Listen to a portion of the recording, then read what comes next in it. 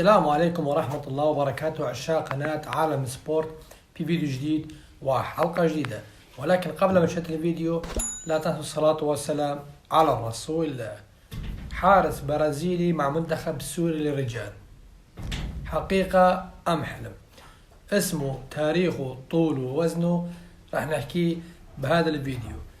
نتمنى انه نشوف حراس محترفين مع منتخب السوري، لانه بصراحة الحراس المرمى لمنتخب السوري المحليين شيبوا قلبنا وما عاد نقدر نتحمل اخطائهم من مباراة الى اخرى. ماكسيم سراف وبعدين الياس هدايا، وهلا حاليا مع حارس برازيلي مع منتخب السوري. وان شاء الله ادارة المنتخب السوري ولجنة المحترفين السوريين بيتواصلوا مع اللاعب شخصيا حتى بيجيبوه للمنتخب. فابقوا معنا لمشاهدة المزيد من حلقتنا اليوم، حلقة كتير حلوة ومتشوقة. السلام عليكم من جديد، شلونكم؟ شو اخباركم؟ ان شاء الله تكونون بخير والصحة والعافية. اصدقائي المشاهدين، من قبل كم يوم حكينا عن لاعبين المحترفين احتمال انه بيتواجدوا مع منتخب السوري. في فرق بين كلمة احتمال وبين كلمة مستحيل. حكينا عن خليل ياس وقلنا انه مستحيل بيتواجد مع المنتخب السوري، بس بالنسبة لمحمود داوود وبابلو صباغ وأيهم أوسو آلان أوسي احتمال بيتواجدوا. فرق كبير بين احتمال ومستحيل.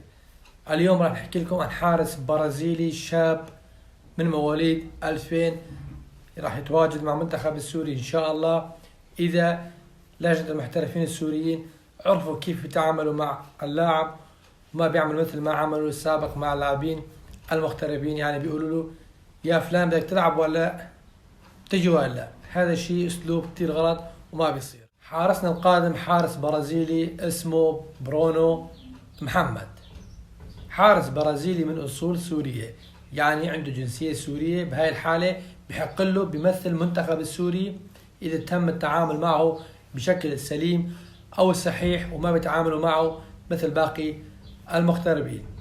من مواليد 10/1/2000، حارس صغير في السن وراح يقدم لنا عدة سنوات القادمة. طوله 190 سنتيمتر، طول ممتاز جدا للحراس المرمى، لازم هيك يكون طوله 190 سنتيمتر. وزنه 90 غرام، ما شاء الله عليه، حارس رشيق جدا، مو مثل عندنا الحراس المرمى عبالك ماكلين بيض وبندورة ولفة فلافل قاضينا بس على النواشف. برونو محمد من محافظة طرطوس السورية، وبعد تواصل مع والده حارس بيتشرف انه يمثل. برونو محمد ما عنده اي مشكلة، لا هو ولا وكيل اعماله ولا اهله، انه بيمثل المنتخب السوري. هلا صار دور على لجنة المغتربين السوريين. كلنا بنعرف لجنة المغتربين السوريين وقت اللي بحبوا لاعب ما بيحكوا معه باسلوب عسكري، كأنه بدهم يجيبون على معركة غصبا عنه. بس لاعب بحبوه كتير وواسطه قوية بيتسخسخوا معه، ايه حبيبي تعال لهون ونحن ندللك ورح نحطك بعيوننا وانت من الطرف الفلاني، لانه عنده واسطة قوية. فنتمنى منهم اخلاق اصحاب الضمير والاخلاق انه بيتعاملوا مع اللاعبين. برونو محمد، محمود داوود، بابلو صباغ بيتعاملوا معهم اسلوب رياضي، اسلوب عم بيتعاملوا مع اسلوب لاعب كرة قدم ومو جندي او عسكري عندهم بالجيش. هاي عقليات تعبانة، انه بدنا نجيب فلان بالغصب وقال ما بنحبه وما بنجيبه ولا بنحبه. لانه بصراحة والله العظيم ملينا من الحكي الطالع والنازل، والحكي ما له فايدة مع إدارة المنتخب السوري ولجنة المغتربين. مرة بينسوا جوازات اللاعبين، مرة ما بيعملوا اوراق اللاعبين، مرة وافي على التوقيع من شي مسؤول ما بيوقع وما بيختم. يعني صارت طاسة بين ايديهم ولعبة جواكر بين ايديهم، ما عم بيعرفوا شو بدهم يعملوا. يعني نحن كمشجعين كشعب ملينا صراحة من هيك اللاعبين المحليين، وخاصة في حراسة المرمى، انه تكون مباراة حامية ونار بتلاقي طوب غلط من الحارس اكلنا جول وتعيا هجوم جيب التعادل. شو بده يعمل هجوم لحتى يعمل هجوم؟ عليته لقلبنا وشيبته لقلبنا. نتمنى منشوف الياس هدايا، ماكسيم سراف، برونو محمد، يكون هذول ثلاثة حراس مرمى المنتخب السوري بكاس آسيا قادمة مع هيكتور كوبر وعصام الحضري، ونبتعد عن الواسطات العالمة والمدنية والباقي الحال. نشوف منتخبات العربية الآسيوية الباقين، يعني مثل المنتخب القطري عم يجنس لاعبين تجنيس، السعودية كذلك الأمر، إمارات، بحرين، كويت، عمان عم يجنسوا اللاعبين، حتى المنتخبات الأوروبية عم يجنسوا اللاعبين. بس نحن عندنا اللاعبين ما بدهم تجنيس، بس بدهم انه واحد يكون عنده ضمير ومحترم، بيحكي معهم، بيجيبهم باسلوب حلو، باسلوب رياضي، باسلوب لاعب كرة قدم راح تجيبه على المنتخب، مو والله باسلوب الضرب وبهدله، وبتجيبوه على سوريا بثاني يوم بتحطوه بالحبس، تسحطوه على العسكرية، هذا عسكري وصار له كم سنة مو خادم الجيش. نحن وين؟ والعسكرية وين؟ والرياضة وين؟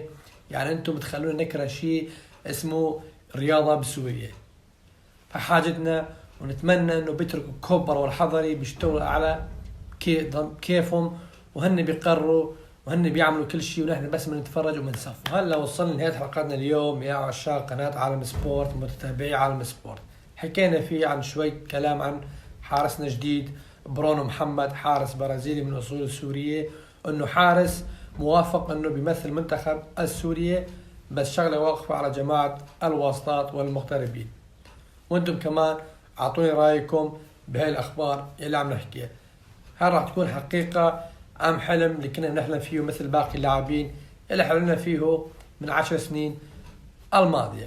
بتمنى اذا عجبك الفيديو، واذا كنت مهتم بالمحتوانا، تعمل اشتراك بالقناه اذا ما كنت مشترك، تفعل زر جرس التنبيهات حتى يصلكم كل جديد من اخبارنا ومحتوانا. لا تنسوا دعمنا بلايكات، دعم القناة بلايكات والفيديو بلايك حتى بيوصل الفيديو لأكبر عدد من المشاهدين. كل التوفيق للمنتخب السوري، تحياتي لكم، دمتم بخير والصحة والعافية. السلام عليكم ورحمة الله.